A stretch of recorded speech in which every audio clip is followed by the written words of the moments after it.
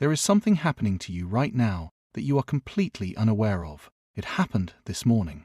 It will happen again before you go to sleep tonight. It has happened so many times throughout your life that it has shaped the way you think, the way you spend your money, the way you vote, the way you see yourself, and the way you see the people around you. It is not a conspiracy. It is not something shadowy happening behind closed doors. It is completely out in the open, and that is exactly why most people never see it. It is called framing, and once you understand it, you will never experience the world in quite the same way again. Let us start with a simple example. Two supermarkets sell the same pack of beef mince. The first label says 20% fat. The second label says 80% lean. It is the same product, the same mince, the same nutritional content, the same everything. But, in repeated studies, people consistently rate the 80% lean version as healthier, better quality, and worth more money. Nothing changed, except the words used to describe it. That is framing.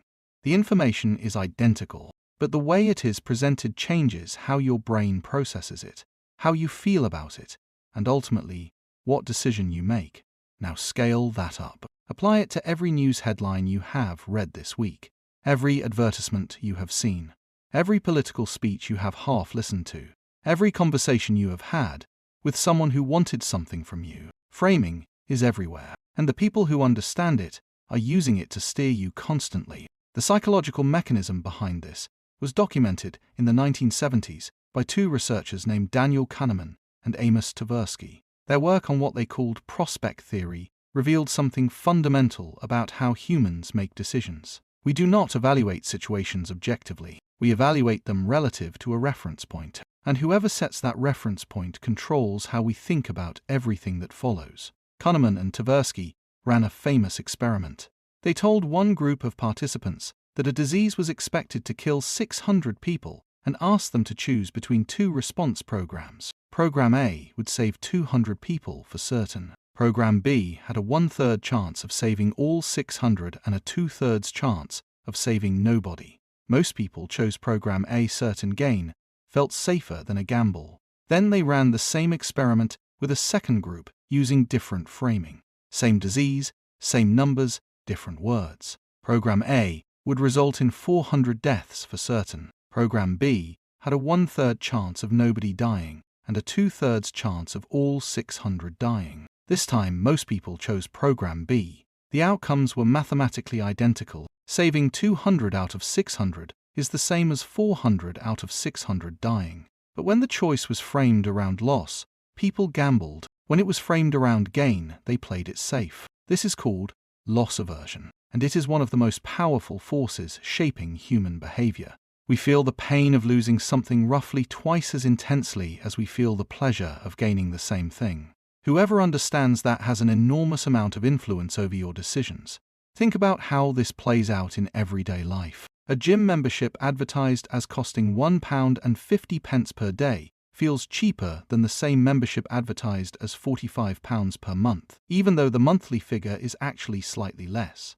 The daily frame makes it feel trivial, comparable to a coffee, something you would not think twice about. The monthly frame makes it feel like a bill. A politician who says we cannot afford to lose this opportunity is using a different frame than one who says this is a great opportunity we should pursue. The first activates your fear of loss. The second appeals to your desire for gain. Same policy, completely different emotional response. A manager who tells...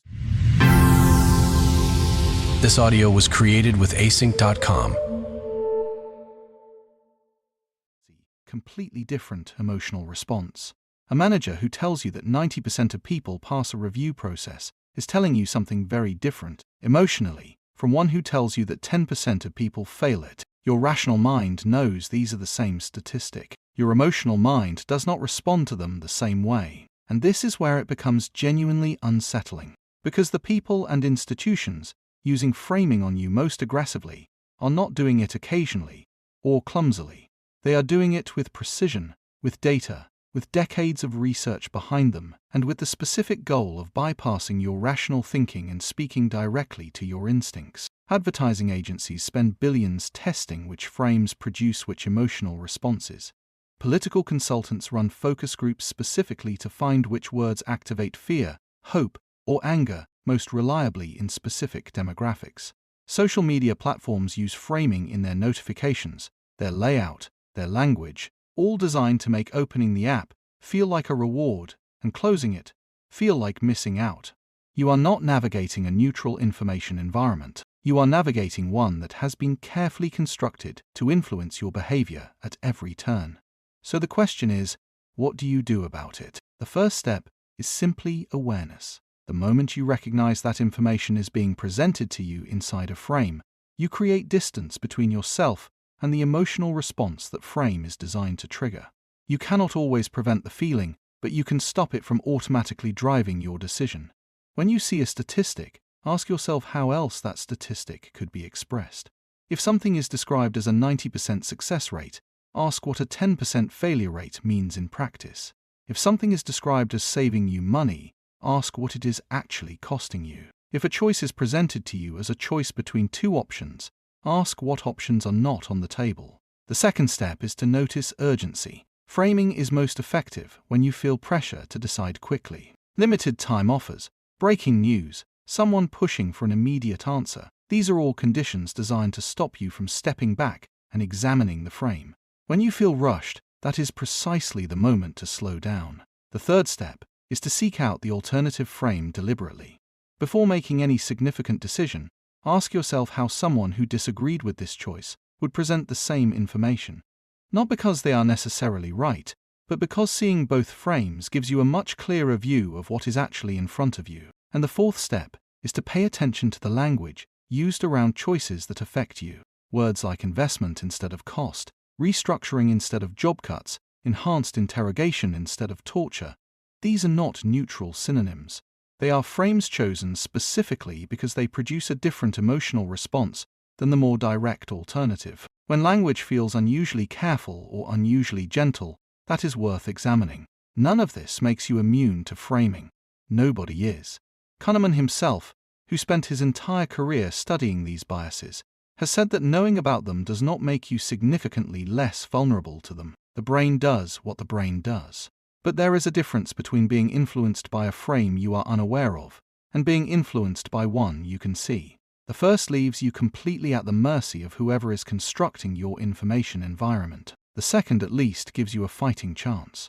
Every headline you read today was written by someone who made a choice about how to frame the story. Every conversation you have with someone who wants something from you involves framing, conscious or not.